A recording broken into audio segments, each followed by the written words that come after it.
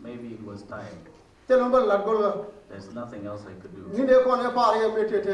When I mourned him while he was alive, if we know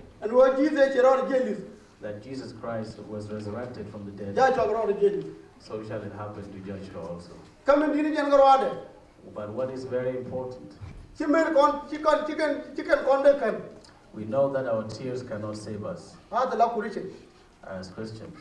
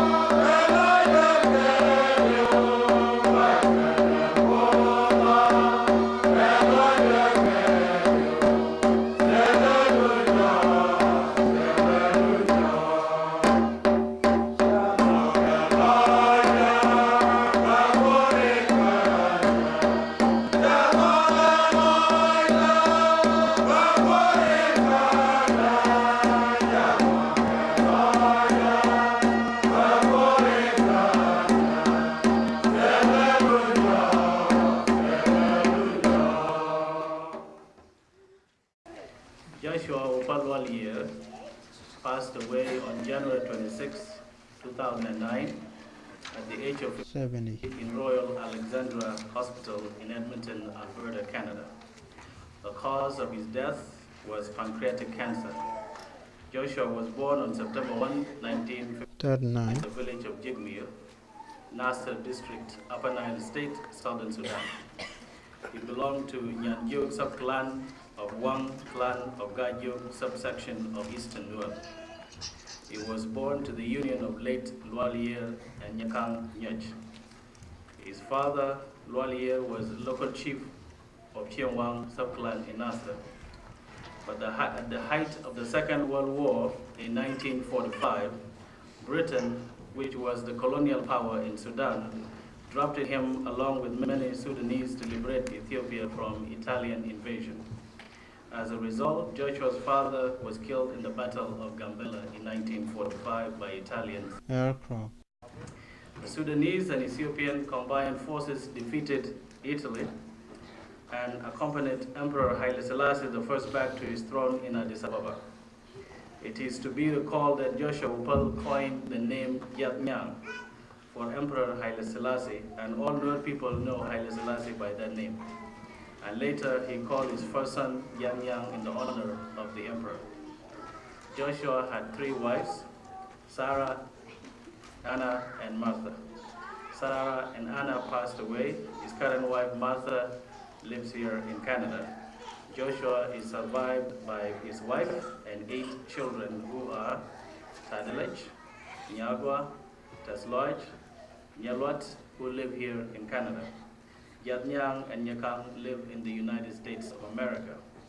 His son Kor lives in Ethiopia, and his son Gam lives in the Sudan. Life in Ethiopia.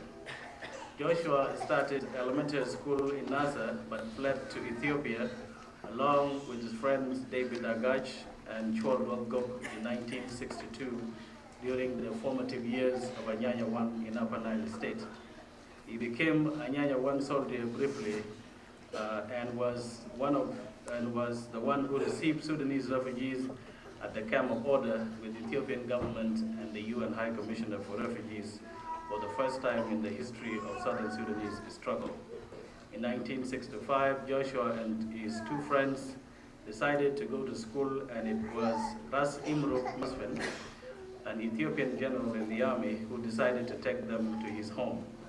It is here where Joshua completed his high school and decided to become Ethiopian citizen. After completing high school, Joshua was sent for teachers training for 2 years and became a teacher for junior high school in 1967.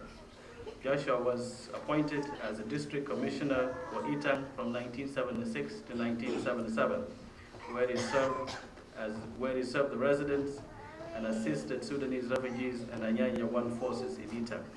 From 1982 to 1991, Joshua was made deputy governor and became governor eventually of Gambela during the Derg regime of Colonel Mengistu Haile Mariam in Ethiopia. This appointment made Joshua the first Nuer governor in Ethiopia. During his term, he continued to help Sudanese fleeing atrocities in Sudan. It was Joshua who picked up late Dr. John Garang Mabir, the former leader of the SPLA, with a helicopter in Tiajak when he caught malaria on his way to Ethiopia in 1983. His contribution to the struggle of Southern Sudanese is appreciated by the entire SPLM leadership. In 1991, the Derg regime fell and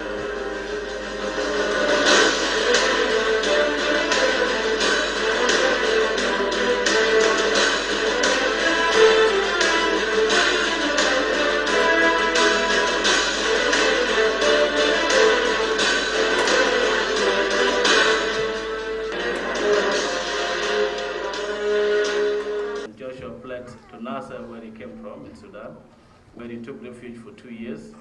In 1993, Joshua went to Kenya, where he stayed for 2 years and got the chance to resettle in Canada, where he has been until his untimely death on the 26th of January 2009. While in Canada, Joshua worked very hard. He sponsored his family to come to Canada and supported them very well. He also supported his family back in Ethiopia.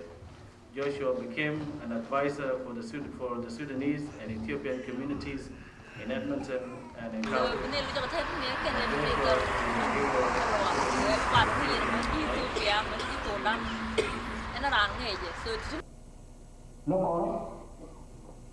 Again, leadership. He has leadership. Again, no. Joshua is a man who loved peace and unity. He worked very hard with some Nasir elders, led Peter Lambangot and the other elder living in the United States. They trying to unite the community in North America, both Canada and US, particularly in the United States. Joshua visited the United States several times. He arrived in Houma, Nebraska on Friday, August 31st, 2003. He met with Nasir community members in Houma, Nebraska. It was not his first time to work harder for his community. Joshua played good roles at Nasir lands in 1992 to 1994 when the war broke out between Nyakang and Law. Joshua was the one who stood firm with his community day and night to defend the land of Nyakang in Eastern Nuer, with some Nasir elders, Bill Jonel and Tu Luyat. And again, on Friday, February 13, 2004, Joshua arrived in the United States for continuations of his conventions. He met with Nasir people on Saturday, February 14, 2004 in